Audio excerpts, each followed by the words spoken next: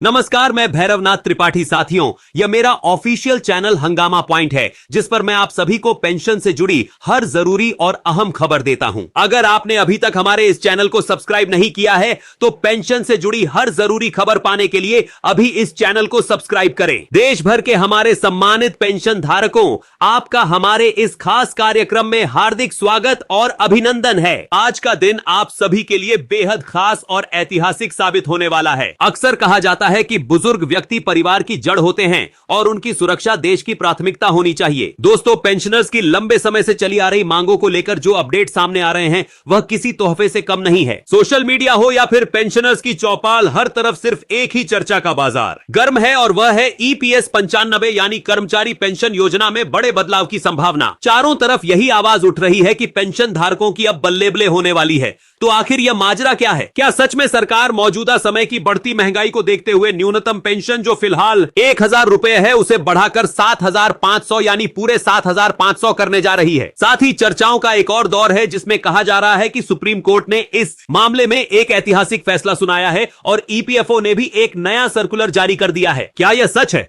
अगर हां तो इसका सीधा फायदा आप सभी तक कैसे पहुंचेगा? इसी भ्रम और जिज्ञासा के बीच एक और धमाकेदार खबर तेजी से वायरल हो रही है कि पेंशन में भारी उछाल आने वाला है और यह उछाल करीब 35% यानी 37% तक हो सकता है। लेकिन दोस्तों, खबरों का सिलसिला यही खत्म नहीं होता। जहां सरकार और अदालतों में पेंशन बढ़ोतरी की गुहार लगाई जा रही है, वहीं पेंशनर्स की सबसे बड़ी संस्था मानी जाने वाली नेशनल एजुटेशन कमेटी ने भी कमर कस ली है। अब वह सड़कों पर उतरने और रास्ता रोको अभियान चलाने की तैयारी में है। उनका एक ही नारा है, 7500 पेंशन फिक्स। तो इस उथल पुथल भरी खबरों के बीच सच क्या है? सरकार का पेंशन कोष क्या कहता है? क्या वाकई सरकार पर कोई अतिरिक्त बोझ नहीं पड़ेगा जैसा कि आंदोलनकारी दावा कर रहे हैं? और सबसे अहम, आप जैसे लाखों पेंशनर्स के लिए आखिरी तस्वीर क्या होगी? तो आइए बिना किसी देरी के और बिना किसी अफवाह पर विश्वास किए हर एक बिंदु को बारीकी से तहकीकात के साथ परखते हैं। इसलिए दोस्तों, इस महत्वपूर्ण पड़ताल को शुरू से अंत तक जरूर देखिएगा और अपने उन साथियों को भी यह खबर भेजिए जो इसका इंतजार कर रहे हैं। चलिए सबसे पहले शुरू करते हैं उस बड़ी मांग से।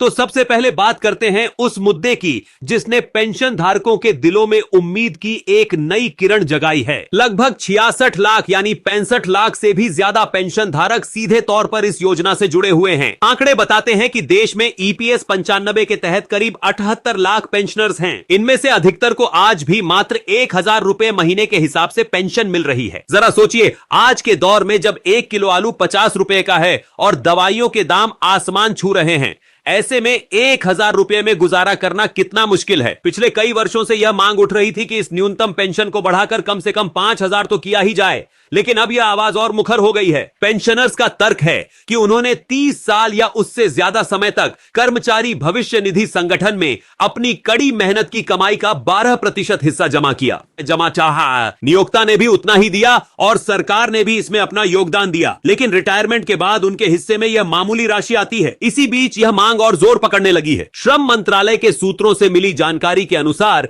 EPFO के शीर्ष अधिकारियों और श्रम मंत्रालय के बीच कई दौर की बैठकें हो चुकी हैं। इन बैठकों में मुख्य एजेंडा यही था कि अगर न्यूनतम पेंशन को 7500 रुपए किया जाता है तो सरकारी खजाने पर कितना अतिरिक्त बोझ पड़ेगा। पेंशनर्स का दावा है कि इससे सरकार पर कोई खास बोझ नहीं आएगा, बल्कि पेंशन फंड में जमा पैसा ही इसके लिए काफी है। लेकिन सरकार की अपनी अलग गणना है। इस कशमकश के बीच एक और बड़ा प्रस्ताव मेज पर रखा गया है, वह है वेज सीलिंग यानी वेतन सीमा को बढ़ाना। फिलहाल यह सीमा 15,000 रुपए प्रति माह है। इसका मतलब यह है कि अगर किसी कर्मचारी की सैलरी 15,000 रुपए से ज्यादा है तब भी उसके पेंशन खाते में 15,000 पर ही योगदान होता है। अब सुझाव यह आ रहा है कि सीमा को बढ़ाकर 21,000 रुपए किया जाए। अगर ऐसा होता है तो इसका दूरगामी असर यह होगा कि जो लोग अभी नौकरी में हैं, भविष्य में उनकी पेंशन अपने आप काफी अधिक हो जाएगी। हालांकि यह फैसला मौजूदा पेंशनर्स के लिए तुरंत कोई राहत नहीं लाएगा, लेकिन लंबी अवधि में यह एक सकारात्मक कदम साबित होगा। अब हम बात करेंगे उस खबर की जिसने पूरे सिस्टम को हिलाकर रख दिया। यह खबर है सुप्रीम कोर्ट के फैसले और EPFO के नए सर्कुलर से जुड़ी। दोस्तों, कुछ वीडियो और पोस्ट में यह दावा किया जा रहा है कि सुप्रीम कोर्ट ने 7500 रुपए पेंशन का रास्ता साफ कर दिया है, लेकिन यहां थोड़ा सा भ्रम है। सुप्रीम कोर्ट ने हाल के वर्षों में जो बड़ा फैसला दिया वह था हायर पेंशन यानी उच्च पेंशन के मामले में। यह फैसला फैसला उन कर्मचारियों के लिए था जिन्होंने अपनी वास्तविक सैलरी पर पेंशन फंड में योगदान देने का विकल्प चुना था, लेकिन बाद में उनके आवेदन नामंजूर कर दिए गए थे। सुप्रीम कोर्ट ने साफ कहा कि अगर किसी कर्मचारी ने अपना वास्तविक सैलरी के आधार पर योगदान दिया है तो उसे उच्च पेंशन मिलने का अधिकार है। इस फैसले के बाद ईपीएफओ ने अपनी प्रक्रिया तेज कर दी और एक नया सर्कुलर जारी किया। इस सर्कुलर के तहत लाखों पेंशनर्स और मौजूदा कर्मचारियों को उच्च पेंशन के दावे दाखिल करने का मौका मिला। अब बड़ी खबर यह है कि इनमें से कई दावों का निपटारा होने लगा है और कुछ पेंशनर्स को एरियर यानी बकाया राशि भी मिलनी शुरू हो गई है। तो सीधे तौर पर सुप्रीम कोर्ट ने भले ही 7,500 की न्यूनतम पेंशन पर कोई फैसला ना दिया हो, लेकिन उसने यह जरूर सुनिश्चित किया है कि जो लोग उच्च पेंशन के हकदार हैं उन्हें उनका अधिकार मिले। यह अपने आप में एक बड़ी उपलब्धि है। माना जा रहा है कि इससे जो मिसाल कायम हुई है उससे न्यूनतम पेंशन बढ़ोतरी की राह भी आसान हो सकती है। अब बारी आती है उस सबसे वायरल खबर की जो सोशल मीडिया पर आग की तरह फैल रही है, पेंशन में 35% की बढ़ोतरी। यह खबर सुनने में जितनी रोमांचक है, इसके पीछे की हकीकत भी उतनी ही अहम है। इसीलिए एक प्रस्ताव यह रखा गया है कि पेंशन की राशि में 30 से 35% तक की बढ़ोतरी की जाए। अगर यह प्रस्ताव मंजूर हो जाता है तो इसका सीधा लाभ उन लाखों लोगों को मिलेगा जो फिलहाल न्यूनतम पेंशन या उसके आसपास की राशि ले रहे हैं। उदाहरण के तौर पर अगर किसी को अभी 1,000 रुपए पेंशन मिल रही है तो 35% बढ़ोतरी के बाद उसे लगभग 1,350 रुपए मिलेंगे। अगर किसी को 2,000 मिल रहे हैं तो वह बढ़कर करीब 2,700 हो जाएगी। यह बढ़ोतरी सीधे तौर पर बुजुर्गों की जेब पर असर डालेगी और उन्हें महंगाई से थोड़ी राहत लाएगी, खासकर उन लोगों के लिए जो प्राइवेट सेक्टर से रिटायर हुए हैं और उनकी कोई अन्य कमाई का जरिया नहीं है। यह बढ़ोतरी संजीवनी का काम कर सकती है। हालांकि अभी तक इस बाबत कोई आधिकारिक अधिसूचना यानी नोटिफिकेशन जारी नहीं हुआ है, लेकिन चूंकि बजट सत्र नजदीक है और सरकार अक्सर ऐसे फैसलों को बजट के साथ जोड़कर पेश करती है, इसलिए उम्मीद की जा रही है कि इस पर कोई ठोस फैसला हो सकता है। खबरों का सिलसिला अब सरकारी दफ्तरों से निकलकर सड़कों पर आ चुका है। जहां एक तरफ उम्मीद की किरण है, वहीं दूसरी तरफ पेंशनर्स ने धैर्य खोना शुरू कर दिया है। लंबे समय से अपनी मांगों को लेकर आवाज उठाने वाली नेशनल एजुटेशन कमेटी यानी एनएसएससी ने अब बड़ा फैसला लिया है। एनएसएससी के राष्ट्रीय अध्यक्ष कमांडर अशोक जी रावत ने साफ कर दिया है कि अगर सरकार ने जल्द ही न्यूनतम पेंशन 7,500 रुपए करने और उस पर महंगाई भत्ता देने की मांग पर ध्यान नहीं दिया तो वे दिल्ली की सड़कों पर उतरेंगे। उन्होंने बताया कि इस मांग को लेकर पूरे देश में पेंशनर्स में आक्रोश है। उनका कहना है कि 30 साल तक काम करने और नियमित योगदान देने के बाद भी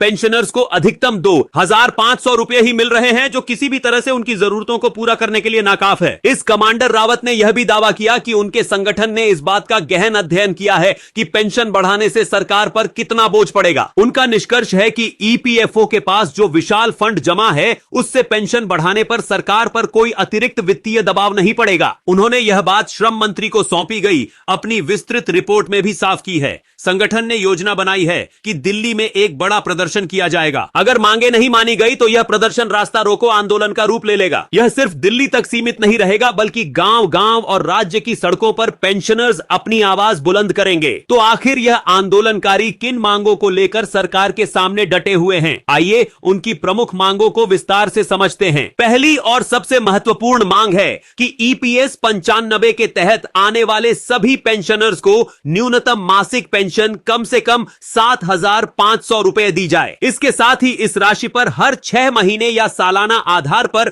महंगाई भत्ता यानी डीए भी दिया जाए, ठीक उसी तरह जैसे सरकारी कर्मचारियों और पेंशनर्स को मिलता है। दूसरी बड़ी मांग पेंशनर्स और उनके आश्रितों के लिए मुफ्त चिकित्सा सुविधा की है। उनका कहना है कि बुढ़ापे में बीमारियां आम हैं और बढ़ते इलाज के खर्च ने उनकी कमर तोड़ दी है। सरकार को उनके लिए एक व्यापक स्वास्थ्य बीमा योजना शुरू करनी चाहिए या फिर उन्हें आयुष्मान भारत योजना के दायरे में लाया जाना चाहिए। तीसरी मांग है कि सुप्रीम कोर्ट के फैसले को पूरी तरह से लागू किया जाए। उच्च पेंशन के लिए आवेदन करने वाले सभी पात्र लोगों के दावों का निपटारा जल्द से जल्द किया जाए और उनका बकाया एरियर उनके खातों में डाला जाए। चौथी मांग यह है कि जो पेंशनर्स किसी कारणवश ईपीएस 95 के दायरे में नहीं आ पाए, उनके लिए भी एक सुरक्षा कवच बनाया जाए और उन्हें कम से कम 5,000 रुपए की मासिक पेंशन देने की व्यवस्था की जाए। अब सवाल उठता है कि यह यह मांगे कितनी जायज है और क्या सरकार इन्हें मानने की स्थिति में है। एनआईसी का तर्क है कि कर्मचारी हर महीने अपने मूल वेतन का 12% हिस्सा भविष्य निधि में देता है, नियोक्ता भी उतना ही देता है और सरकार भी पेंशन फंड में योगदान करती है। इतने बड़े फंड से पेंशन बढ़ाना बिल्कुल संभव है। दोस्तों, इन सारे अपडेट्स के बीच सबसे जरूरी है कि आप सतर्क रहें और सही जानकारी पर अमल करें। फिलहाल सरकार की ओर से कोई अंतिम अधिसूचना जारी नहीं हुई है, इसलिए किसी भी अफवाह या फेक न्यूज पर विश्वास ना करें। हमारी सलाह है कि आप अपने ईपीएफओ खाते से जुड़ी सारी जानकारी अपडेट रखें। अपना आधार नंबर, पैन कार्ड और बैंक खाता ईपीएफओ पोर्टल से लिंक रखें। केवाईसी का समय समय पर अपडेट करते रहें।